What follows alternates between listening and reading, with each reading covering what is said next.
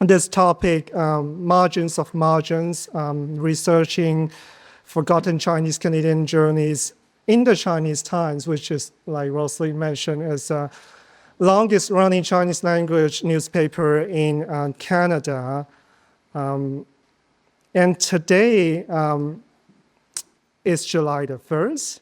And I would like to invite everyone to take a moment of reflection on the meaning of this day, what it means to Chinese Canadians in the past and the present and also in the future. So I'm just going to read this notice from 1933, published by the Chinese Times. At the time, because it's the 10th year into what the Chinese community call the Chinese Exclusion Act, also the Chinese Immigration Act.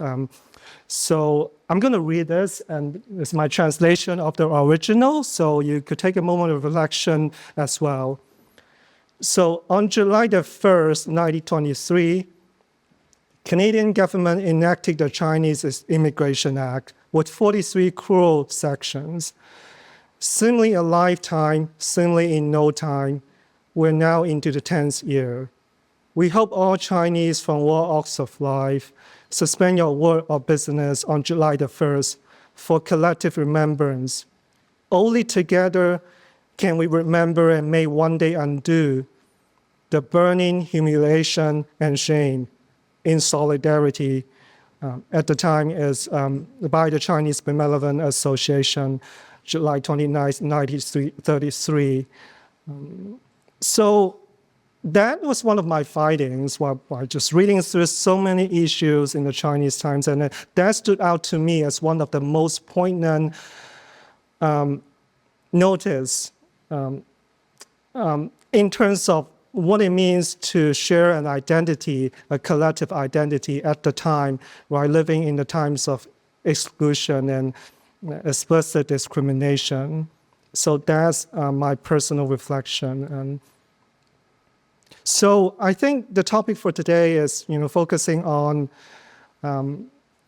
what is the Chinese Times, but also some of the things I find so interesting as a migrant, as a Chinese Canadian, but also as a researcher, trying to do something, especially in terms of like non-Anglophone dominant archive and community archive. So Chinese Times is a Chinese Canadian community archive. It's lasted for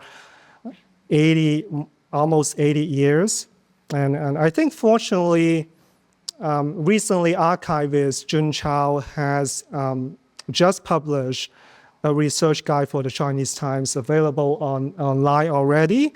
And also, there's a digitized version of the Chinese Times. I think the original version was at the University of British Columbia. The digitized version is hosted through SFU. Now, I think transferred to this new website, the Canadiana, which is, I think, hosted by the Canadian Knowledge Research Network. So it's a much more reader-friendly version now. I invite everybody interested into this community archive. You could go take a look. You could do your own research, because the next maybe 45 minutes, I'm going to just unpack some of the things you might find so interesting. To me, it's like an encyclopedia. There's so many things to be looked at, to be further researched, from just one individual person's story to community protests, to a list of donors, to all these organizations, what they have done in the past, say, 70, 80 years. So without further ado, I'm going to just start with this. Let me just click that open.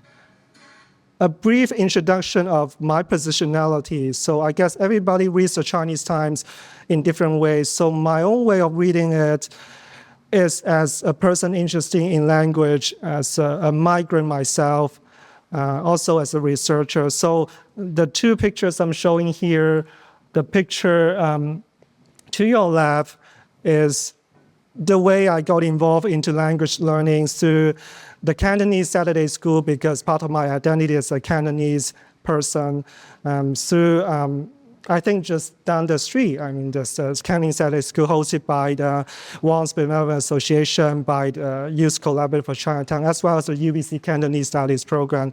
And we've done it together. I'm being part of one of the participants for the past, I think, almost 8 to 9 years now. So that's part of my identity. So when I read the Chinese Times, I was actually looking for, does it have any Chinese, Cantonese cultural heritage, and including the Wangs, including other dimensions of identity as well. The other thing, as part of my identity as a Hakka person, maybe some of you here know what Hakka means. Is I think it's a very different ethno-linguistic group within the Chineseness.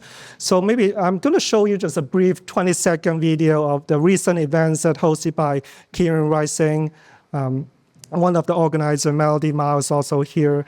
And I was performing at the event as one of the dancers. Kieran is one of the Hakka traditions. Kieran is different from lion, different from dragon, but it's what they call the Chinese unicorn. So, of course, I'm not the master in Kirin dance, but that's my first public dance, so I want to share it here.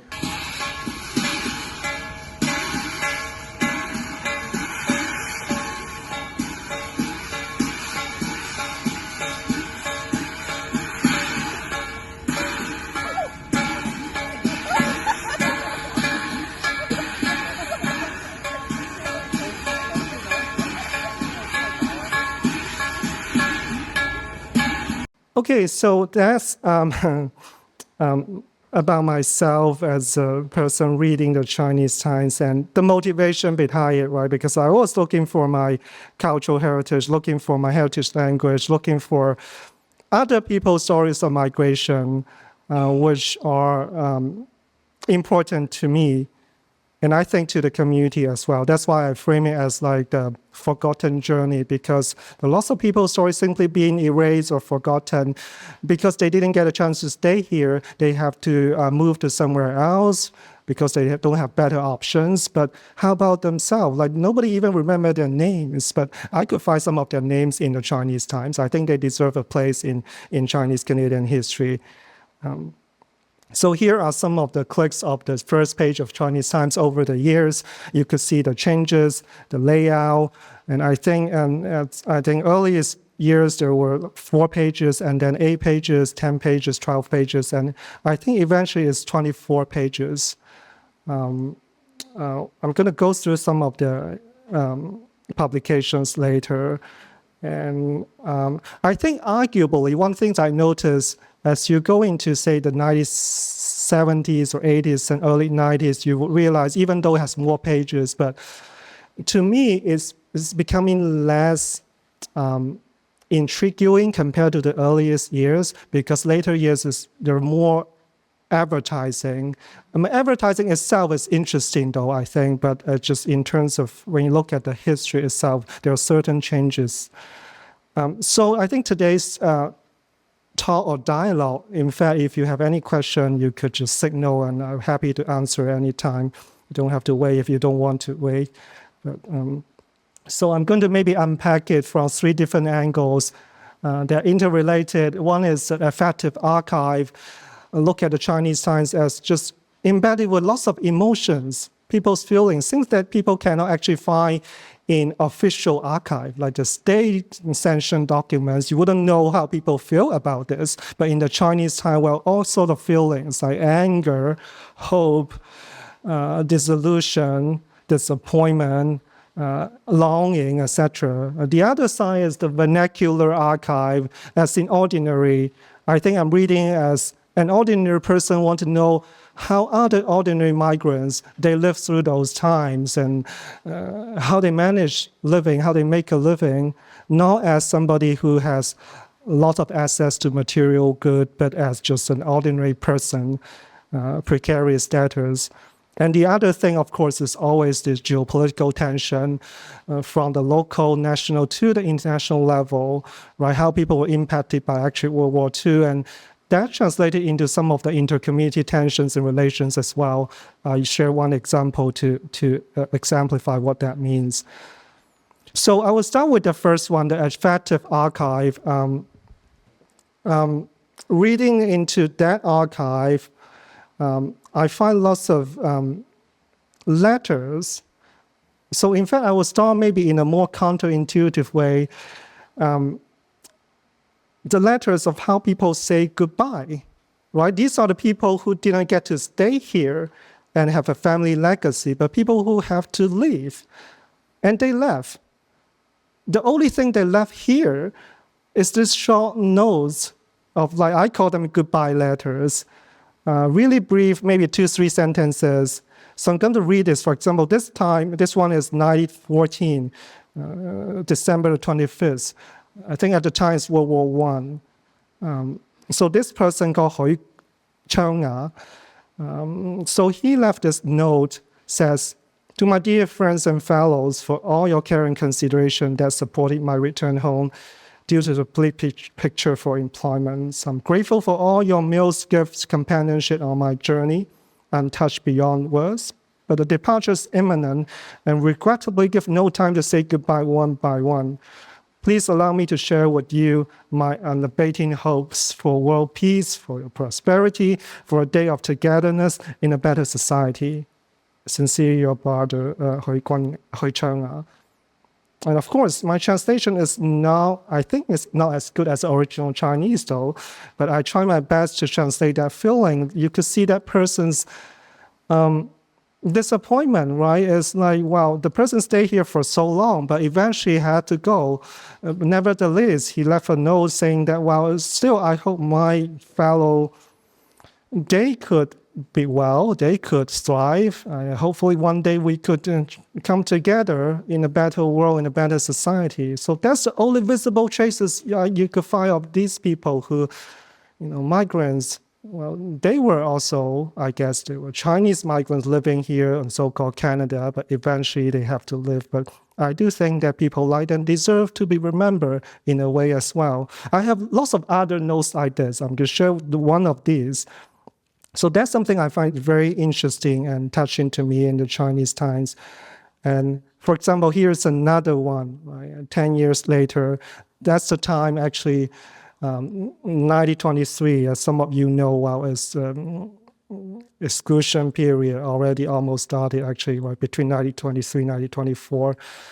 Lots of people at the time, Chinese, they left because they have no idea of their future in Canada, because they know that, well, by the time you get to 1924, July 1st, everybody, Chinese heritage, have to register, have to subject to the Immigration Act. So this is one of the person who left a note here.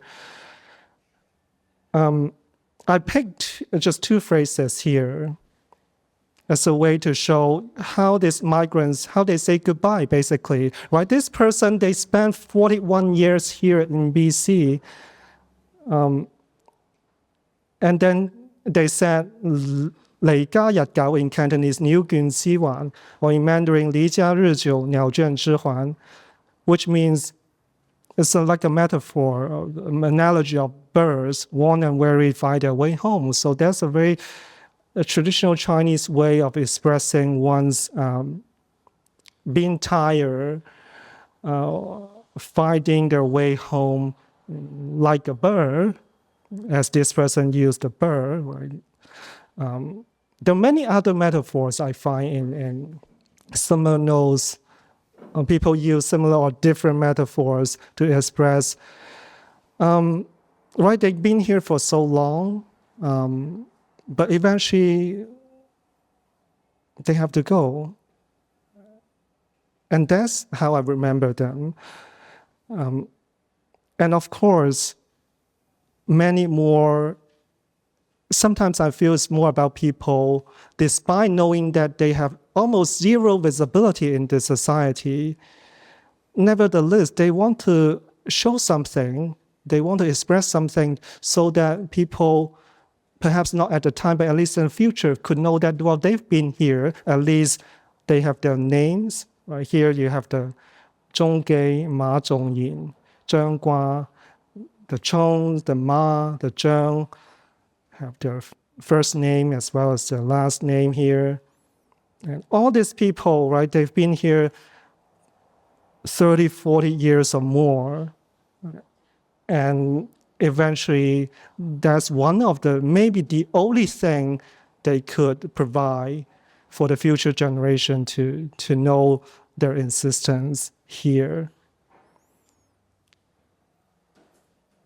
And another thing I find in this archive, a prophetic archive, is this missing person, looking for a missing person. There's just so many of these in the Chinese Times. So what I learned from this is at the time, especially during the exclusion and before and after, so like who are these people? Like, because oftentimes what I found here is something that is already recorded. But how about oftentimes so many people, they simply, nobody cares about them.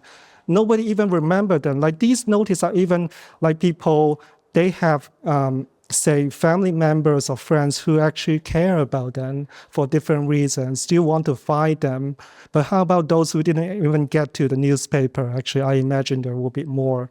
But even from this, I could see, well, how do people find fractured kinship? Sometimes by reading this missing person notice, you could also find actually the relations between these people. For example, the name, where their ancestral villages, who are the people related to them. Sometimes it's related to clans, sometimes it's related to other societies. Sometimes it's about work, because this note, for example, this person's going to somewhere else looking for a job, but they simply just disappear. And after maybe 1 month, 2 months, and I guess this person's relative looking for this person, trying to find them. So can anybody tell you where this person been to?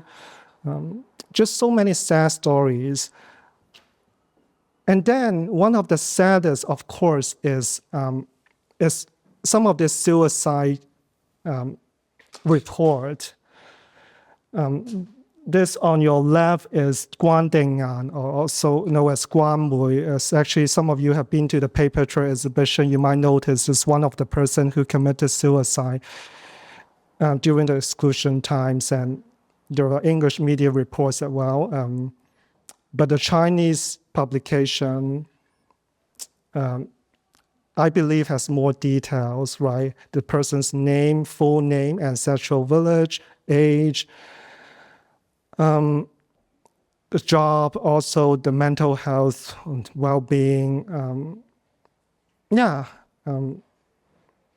This is only one of the many persons, I believe, who committed suicide. And this note on your right is a person who, well, you do not know whether this person lived or died, and nobody knows. This happened right after the Exclusion Act. Really young person just went missing. This person is working for a steamship company, but when it just on July the 1st, right, 1924, July the 1st, this person went missing for no reason.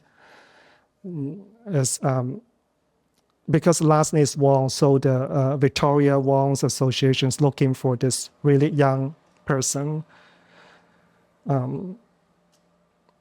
So this is just two examples, so you could feel, or at least I feel the intensity of it, reading all this.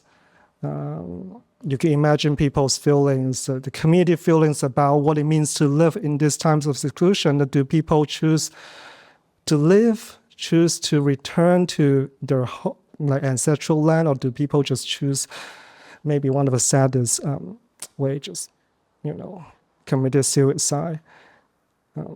But there's another dimension of this affective archive, which is more about this feeling of anger, indignation, indignance, people trying to do something together. For example, Tong Yunwei, the Chinese Canadian Club, I think at the time already into their 10th years. So they mobilize people together to say, well, because Chinese Canadian Club, for the context, is an association of local borns. So they think they have some kind of unique skills actually to leverage their power for the larger Chinese Canadian community. So at the time, because I think in Victoria, because the separation, in schools, right? White kids and Chinese kids separated. So that's one of the motivation they mobilize people. But also they already know that, well, very imminently in the near future, there will be this larger exclusion act. So they mobilize people together to say, that's one of the phrases they used at the time. I picked their 心常憤激. In Cantonese, in Mandarin, 心常憤激 means it's an indignant heart, always indignant heart. They always want to keep this momentum of anger, indignation, and protesting. So I find that phrase very meaningful to me. And of course, later they organized many other things, including this. They were being part of this. Of course, I think this one, Committee Against the Exclusion Act or Anti-Exclusion Committee at the time, is something really big in terms of, if you think about the scale, you think about these different locations, you think about how it published so many notices on the Chinese Times, how they express themselves, how they bring people together. Like, look, all Chinese Canadians, regardless where you're from, as long as you are, of Chinese heritage, well, think about the exclusion we're facing now. Why don't people come together, bring your emotions? Let's do something together. Like, something must be done. So that, in the background, there are some of the clips I picked, but there are so many. For example, see this here is a list of donors. You have so many donations from different people in different places. Just only 2 faces. They have like more than 10 faces, I think, and even more. The donors, from different associations, merchants, different families, clans, and people who don't want to share their names, even beyond the Chinese community. Different amounts, even from a child, right? 50 cents from a child. Here, on your top left, 幼童5毛, 幼童5毛, it's like 50 cents from a little kid. So that's very touching. And of course, with this, there are all many community meetings. This is one of the titles they use in publishing notice for communities, like, all Chinese attention, please, 求胞之意. Like, please come to meeting to share your thoughts. Like, everyone is welcome, because we face this huge exclusion act, and then only community power could find a leverage against it.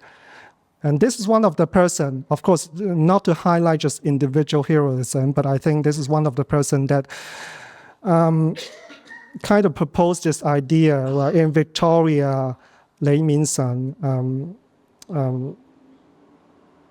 I believe also one of the members of Chinese Canadian Club, through a committee, they proposed this July the 1st Chinese Canadian Commemoration of Cruel Act, or 七一華僑紀念開例會, 七一華僑紀念顆例會, because that's how they call the exclusion act. In fact, there's another name, it's the Cruel Act. It's so cruel. They call it 顆例all like. And they also frame this as the shame of the nation, the humiliation suffered by the Chinese. So that you could see the anguish and fear, because that act to a lot of people, everybody, in fact, it's like a death warrant, like 催命令符, because people have no idea what happened after they register. Right? Nobody knows, and nobody knows how long that would last. Like, now we know, it lasts for a quarter of a century, but at the time, you have no idea. For a lot of people, it lasts for their entire lifetime, actually. And this is one of the, another interesting find is, right, on this very day, right, July the 1st, what the community did, they didn't celebrate at the time, right? They say, for example, I translated some of the things they did, right? They stores with this banner for window displays called 七一橋此紀念, July the 1st Chinese Humiliation Commemoration Badge, and window display.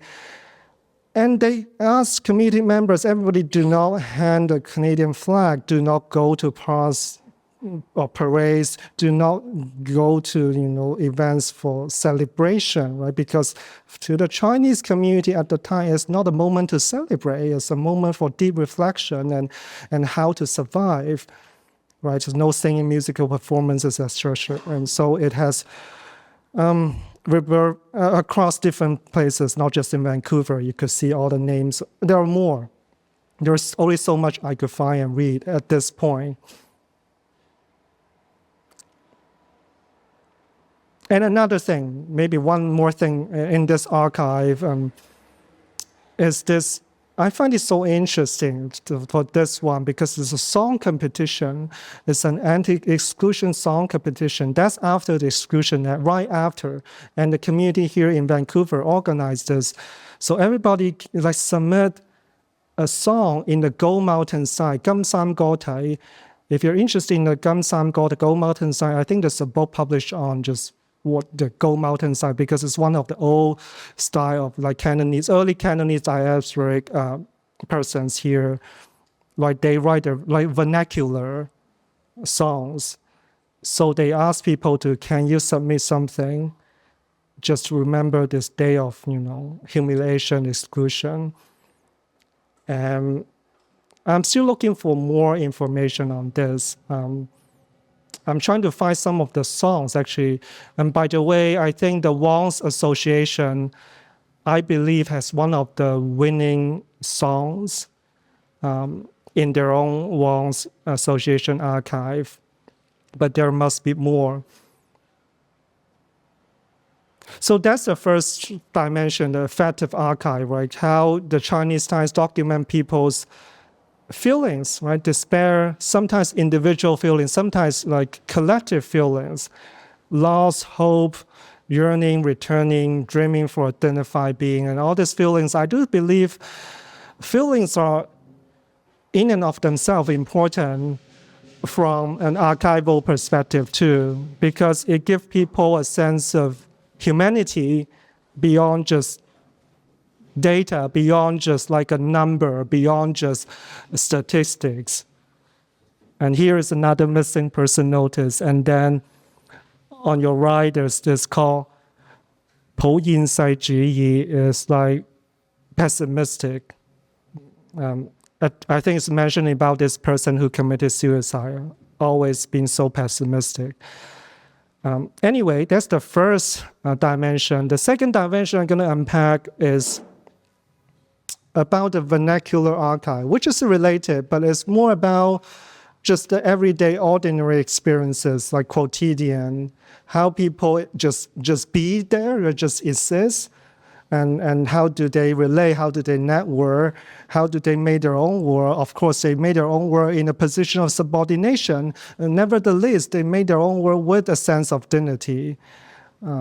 So here, for example, I look at just any of the pages of any issues of Chinese science, you'll find all this very interesting mix of notes or advertising. So here I would take maybe a pause for 1 minute. I would like to do a more interactive activity. And I know that not everybody could read the Chinese, but I guess that's the point of showing you the slide. Just can you take a guess, just like a fun activity? Can you guess what these 4 notices might be about? What do you think? Or even just what do you notice in some of the things there?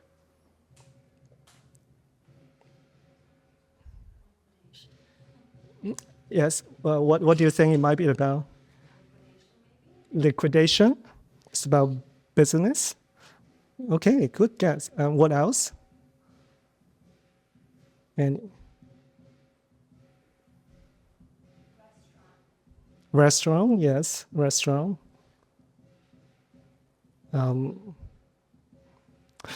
So there are many of this. The reason I picked this clip because in one clip you could see this really different experiences that different people in the community, they might find their place of belonging in their everyday life. For example, the one on the top right is a notice actually as a as a Japanese Canadian merchant who posted notice here about, yes, related to business actually, is like, I think is selling a place, a store. Anybody interested in, please, contact them. So you could see some of the relations at the time, right, 1924, between the Chinese Canadian and the Japanese Canadian community. Constantly, you will find this notice. Typically, in Japanese Canadian merchants, they would post a notice or advertising here, and they usually will call the Chinese Canadian as Wa Yao, like Chinese friends. Please look here, and we have something to sell. We have a store. That's how people relate to each other at the time. And the thing on the top left here is actually about anti-exclusion. They call the 環否橋華僑博麗局 is the anti-exclusion committee. So they post a notice here about have a meeting together to discuss what we could do together to protest, to petition. And the bottom left is a restaurant. It's in fact a bakery. I think it's a bakery. So you can see the cookies. It's a new bakery in Chinatown. And then the bottom right is the Wong's. It's about clan membership because, as you know, clan members, they have to pay a certain amount of membership fees. So you could see all these dynamics, right? The clans, and then you have Japanese Canadian and Chinese Canadian relations, interactions, and you have the ongoing anti-exclusion collective action. And then, of course, you need to have everyday people need food to survive. You have bakery, you have other kinds of grocery stores as well, and restaurants too. So that's what I mean by, the vernacular, the everyday archive that the community lived through at the time. And this one, again, a very interesting juxtaposition of different, some of this business. I think this one's more specific about advertising, but even in advertising, you could find different dimensions, right? It's Yao Xiao, I think Kathleen Clapmont's project already, some of you might already know that project. So the Yao Xiao studio advertising here, you have the plumbing advertising, you have hair salon, you have healing and fortune telling. So at least you have these different dimensions, right? Especially later, I'm going to unpack some of the healing dimension because you will notice a lot of this advertising for medicine, all sorts of like ways of healing, all sorts of medicine, including food as medicine, and also the fortune telling. I guess I was guessing. So why? Is it because people experience lots of pain, both emotional, mental, and physical pain? And why people need fortune telling? Is it because people are not sure about their future? They have no control of how they could determine their own fate. But also people need hair salon, there are plumbing needs, photos. I think one of the needs for photos also because, to register, I guess you need to submit a photo as well at the time. So, for example, this is one of the, what I call just healing after healing as a collective, but also as individual person. This is just one of the medicine advertising I find. There are all sorts of images, but I picked this one is relatively, just a content warning though. I mean, I picked this one is relatively less problematic because there are more like just very exotic size images in advertising as well. But I guess the focus here is more about, so why do people need these different medicines? You could see, if you know the context, as a predominantly bachelor society, there's a huge gender imbalance. So what do people need when they experience so much pain? And how do people heal? And all this medicine, the stores, dealers, they're transnational as well, not just regional. Like some of these are from the States, some of these are from Hong Kong. Yes, please. What is this illustration in the middle? saying? Oh, yes, that's a good question. The illustration is basically, I think it's about how people could strengthen their physical body. And they use the picture, I think it's a metaphor or like a story in Chinese literature. The two tigers, I think this person is using a hammer to just like hit the tigers as a way to express, because there's a story in Chinese called 某宠达福, like the Wu Song. Wu Song is a person who is known for his physical strength in just catching and beating the tiger. So I guess it's kind of referring to that, it's that kind of reference. Yeah. And lots of these medicines, by the way, is for men as well as for women, but predominantly they're for men. So men's health in terms of just your kidney health, yeah. And then another one here, right? It's food as part of medicine. Again, lots of advertising. For example, this one, the one on your right is called 牛肉,滋補牛肉, nourishing beef. So I guess people do need nourishment in all sort of ways. And I think by reading this advertising, what I learned is one thing, right? One is the transnational connection of this medicine trading. But another thing is just almost unfathomable pain that the community has experienced at the time, right? Both mentally and physically. Certainly there's much more research to be done. I think today, by the way, is just like a basic introduction of some of the things I find in this amazing collective community archive.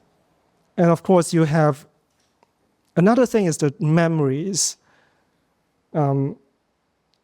Because some of you might know, say, if you go to cemeteries to visit the gravestones, you might notice some of the names already eroded, actually. You can no longer tell the original Chinese names. And even in some cases, you could recognize it.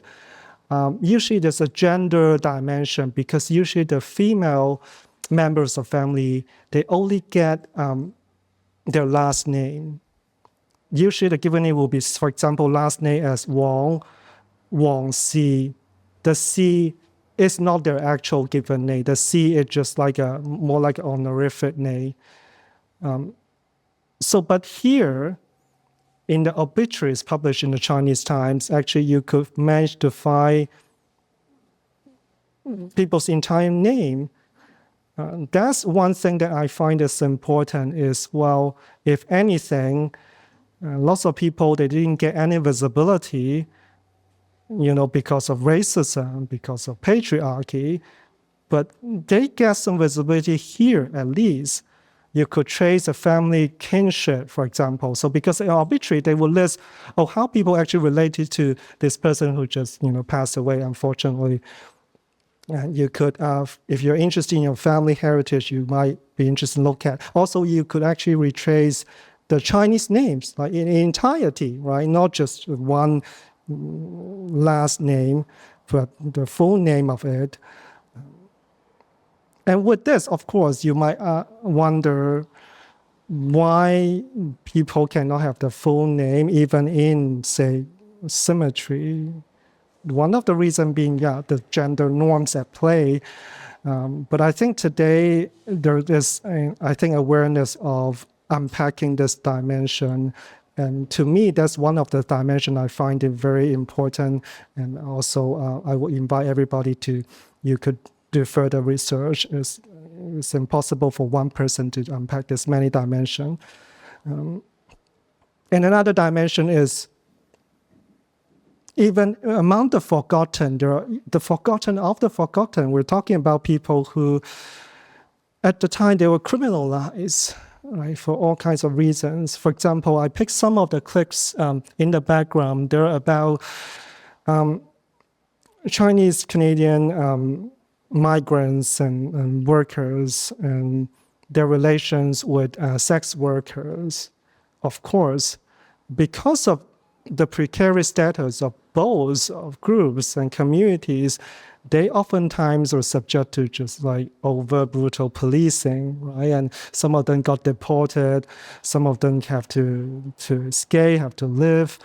Nevertheless, I think in the Chinese Times, you could find through this reporting, there were these relations, like everyday relations between these different criminalized at the time and marginalized communities. People build really fragile relations every day with their already fragile identities. So that's another interesting, I think, direction that further research could be done on this. And here is a more optimistic part of it, because I find this very interesting. It's literally called Optimistic Library, called 樂觀圖書館.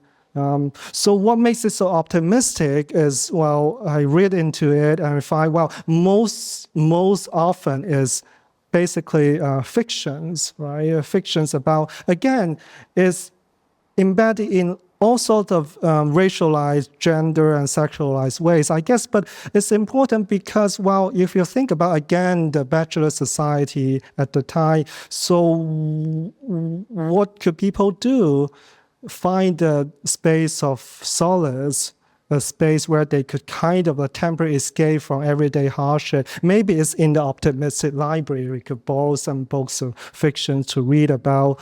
You know, this for example, is 阿珍自己. It's called, on your right here, 有靚美人阿珍 is a beautiful person called 阿珍. But then later, 現形奇文 is 現形奇文 means later somehow transformed.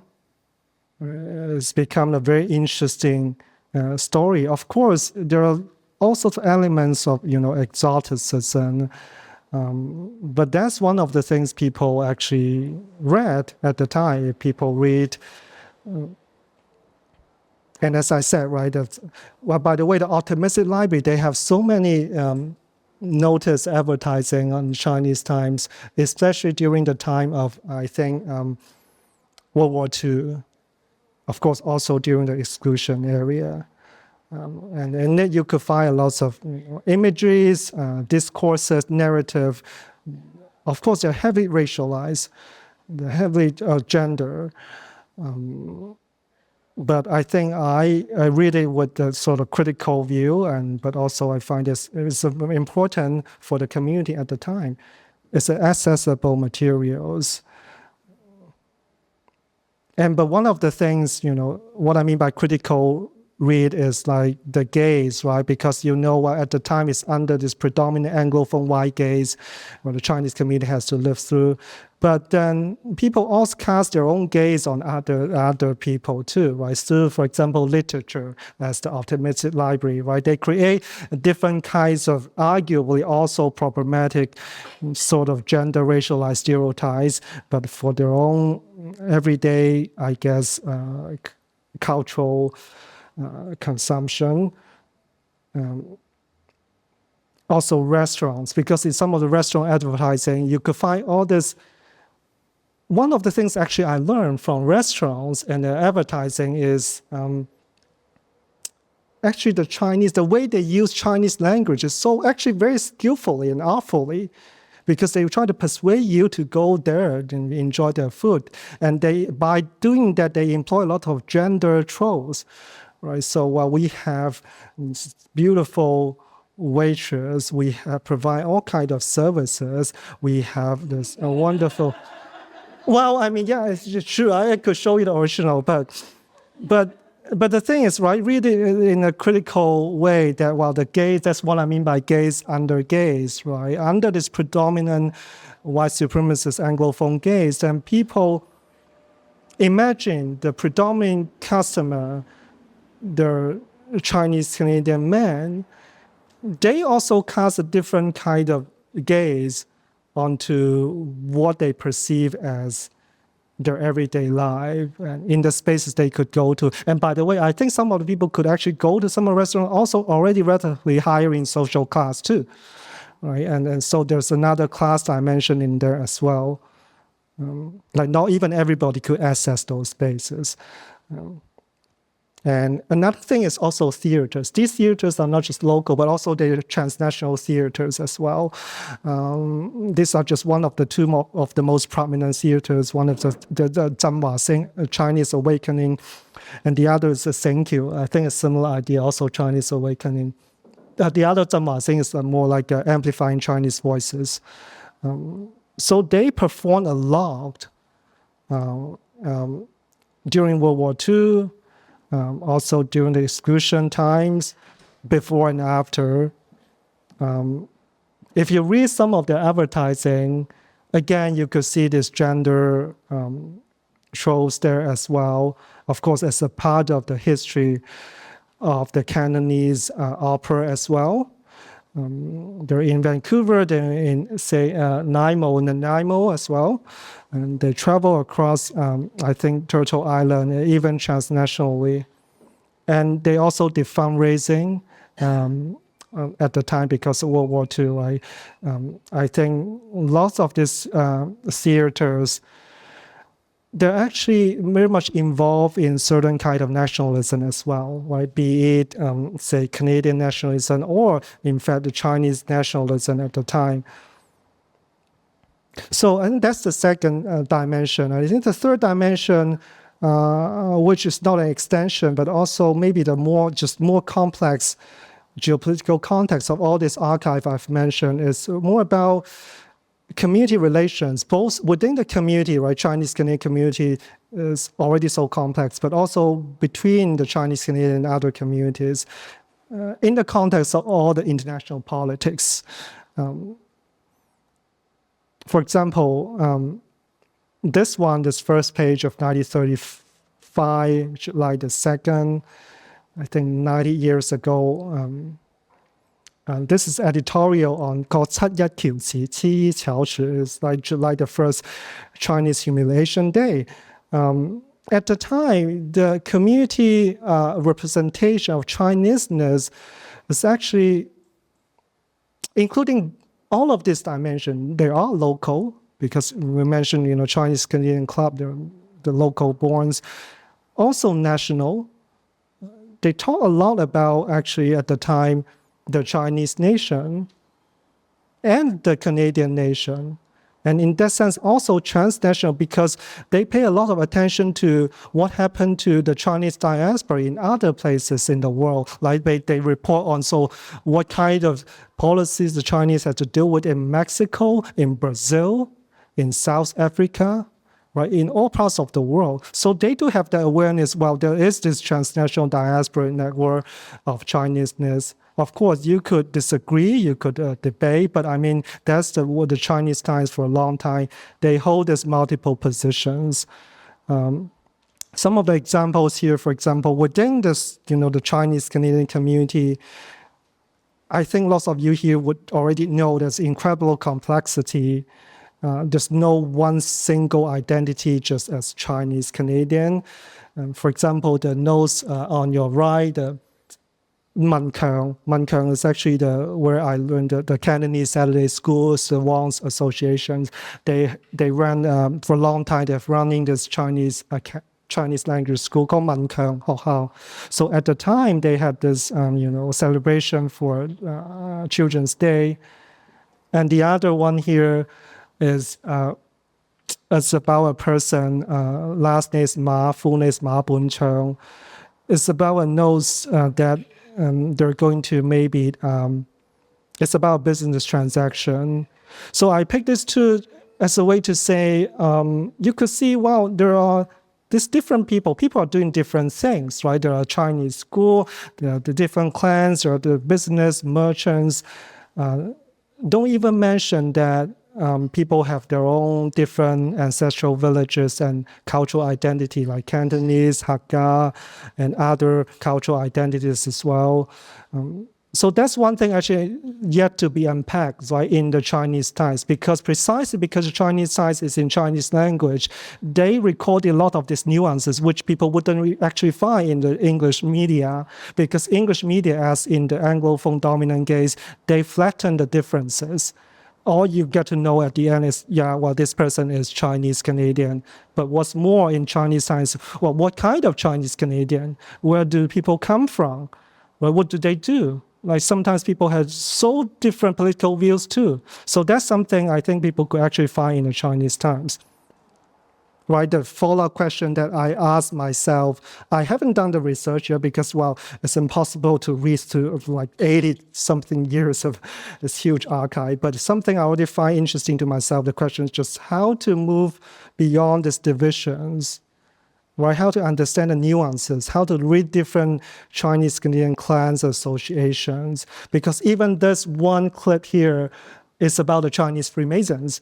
Well, the Chinese Freemason itself is incredibly complex. Like they have different branches in different places, big and small towns, even very small village, they have branches. As long as there's one or two Chinese person, they do find a way to establish a Chinese Freemason branch. That's something I find so amazing. So even this, see, the Freemasons, they have their own notice. Well, after all, well, the Chinese Times is published by the Chinese Freemasons. So even that, people could do an entire historiography of the Chinese Freemasons in a very nuanced way. I believe there are people, researchers, scholars have done that actually, but there more could be done. So beyond the Freemasons, what you find in the Chinese Times, also these different clans, the Wangs, the Mas, the Chans, etc., etc. So this is, I think, beyond the Chinese Canadian community, because this is the report in the Chinese Times about the Japanese Canadians in the 1910s and 1920s. So the three notice here or advertising here, they're about the one at the center, they're actually about labor relations, right? There's a Japanese Canadian-owned company employing Chinese Canadian laborers, and there's some kind of negotiation going on. And the one on your right is a store run by Japanese Canadian merchants. The one on your left here is, again, another Japanese Canadian stores. So I think there are many other similar and different notice on Chinese Times. And what I find interesting is if you read through this, you will know, well, first of all, there's usually you'll find a lot of Japanese Canadian merchants. They have their own advertising in the Chinese Times. Well, at least there are some relations, but also you could read further into, well, there's also certain class relations too, right? Typically, in Chinese, for example, the one at the center is the Chinese laborers. They are dealing with some type of labor relationship, negotiating with the Japanese Canadian-owned company. So I would say there was this nuanced class differences. Even at the time, both communities are heavily discriminated against. And then this one, but the fact that you could see this advertising in the Chinese Times also means there are a certain level of actually good relations being maintained between communities. For example, this one, I'm not going to read the translation, but I think you could see, they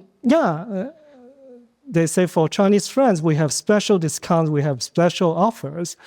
Well, also because they live, right? People share the neighborhood, right? And people have to maintain day-to-day relations.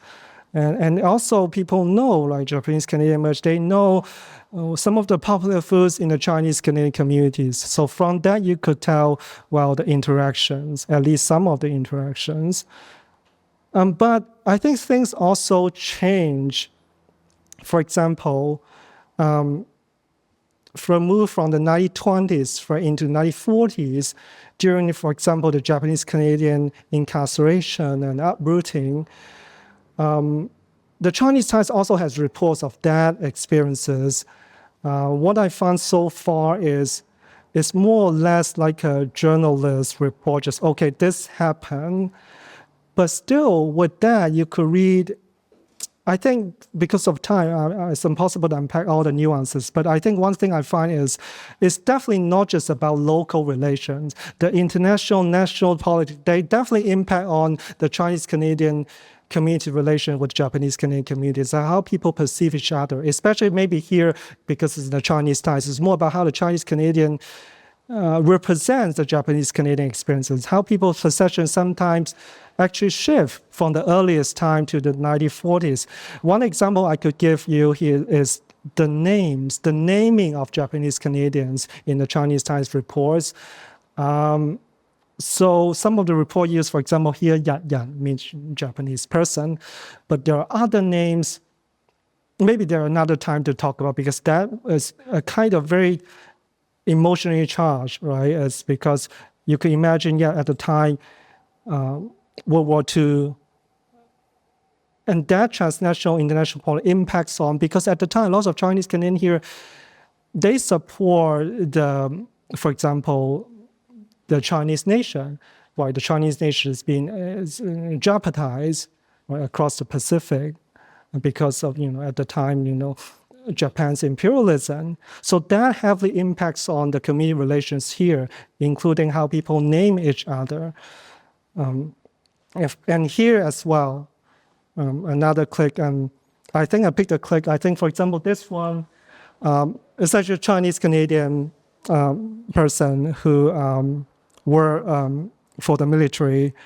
And I think I picked this because you could see, right, definitely the Chinese side report on a lot of things about nationalism at the time, right? Either Canadian nationalism or Chinese nationalism, and also, of course, because of World War II, reporting on, say, Japanese imperialism. You might find that, well, how is that translated into people here? But the fact it did translate into people living here and how people, just relate to each other.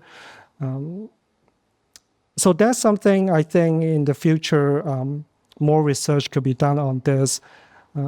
What I've observed so far is definitely there's this shift in terms of sentiments and perspective. One more thing is this. I think I won't spend too much time on this because I do believe some of you are already familiar with the context. We're in 1960s and 1970s, the freeway and viaduct fight in Strathcona and Chinatown. At the time, the Chinese Times also covered this, right? What I found interesting and different from the English media is, again, about how people express themselves, right, in their own languages. And they did record the whole process of protesting, a city hall public hearing, and community gathering, et cetera, et cetera. And into the 70s when the viaduct opened. But something I'm yet to find is, for example, how did the Chinese Times report, for example, Hogan's Alley and the Black community's responses at the time, right, to the freeway and viaduct projects? Because that affected the Black community heavily.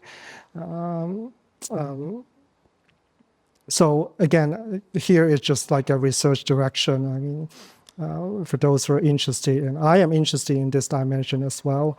So I'm not sure about the time, but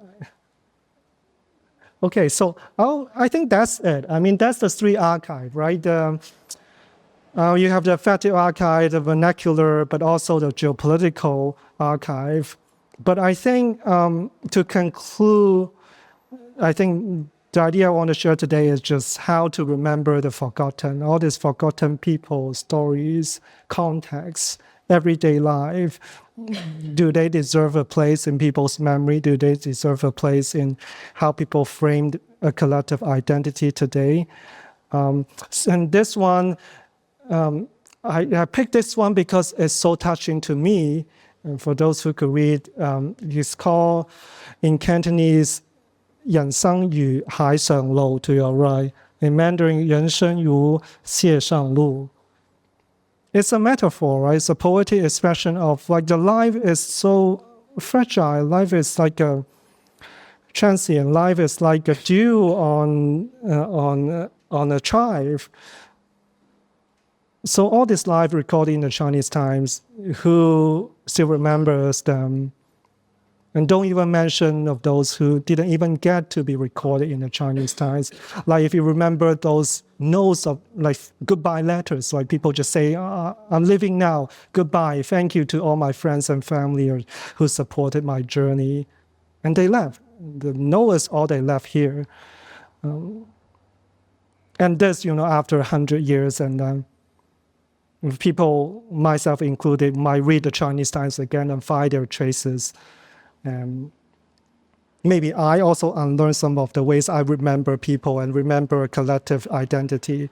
I also relearn who actually should be remembered as well. And this way, 一记不忘, another phrase I picked from Chinese side, 一直不忘, is, just forever remember and do not forget. So when I read it, it's also more about as an archive, but also I think about all these ongoing struggles, right? How about the contemporary migrants? I mean, at the time, the person who recording in China, they are themselves temporary migrants. A lot of them are. So how about today? I mean, people with a similar dilemma. How do I build empathy with them? So I guess it's in those ways I remember them, and in those ways I read the Chinese Times. And I would like to end with this, because this was published right after the Exclusion Act has been repealed, 1947. And the title is an editorial from the Chinese Times. The title I translated as, the act is now repealed. The act is the Exclusion Act, but the fight is unfinished. I thought it's amazing because you could think, well, it's like 70 years ago almost, but I thought it's quite radical, even more radical than many of the voices today that I could hear, say, in mainstream media. Because what they're saying in this editorial is this. I'm going to read this as a way to just end the talk today and then invite you for further dialogue. So this is all the excerpt of the editorial. So it says, this spring, with the solidarity of all diasporic Chinese, through the cruel act repeal movements impacting the politics in the parliament, our commitments and work move mountains. Now, the Chinese Immigration Act with 43 cruel sections has been repealed, yet not all Chinese in Canada receive equal treatments. The local born and those with Canadian citizen status will have the right to bring their wives and children, yet many who live in Canada without citizenship status do not have such entitlement. What we have achieved is a foundation to be built on. The historical moment we have arrived at calls for more work. So that's what I took from this editorial, and I will always remember this because it's true. Do people simply remember in a way that reinforce certain kind of hierarchy, or do people remember in ways actually would enable everybody to reach out to those who are still facing the ongoing struggles of being denied existence, to be denied their equally valid way of being in the world? So yeah, that's what I remember. And here are more resources for further dialogues. You have archival research already done by Jun Chao with the research guide. And also you have some of the English language research into the Chinese Times. And also you have Chinese language research, emerging research in the Chinese Times. I think also this is not an exhaustive list of research. I think it's more about specifically center on the Chinese Times as a way of like a media, as a way of, diaspora expression. There are more, certainly you cannot list here. So last but not least, I do want to thank everyone for being here today. And I want a special thanks to Cham Ying Mikzik, the Paper Trade Project team, for encouraging this research and support the research. Some of the research I've done, they supported it. I want to thank Zhang Mozi, Jun Chao for sharing her archival knowledge and bringing people together. And also I want to thank Rosalie here for organizing this event and for supporting and moderating this lecture and later the dialogue. I want to thank Melody Ma Wanya for listening and sharing her feedback and providing new perspective in my research. So I want to thank everyone, my family members, my community members, and friends who sustain my journey, and for all of you who have been here, being so patient and listening. And I will appreciate your input and looking forward to the dialogue. Thank you.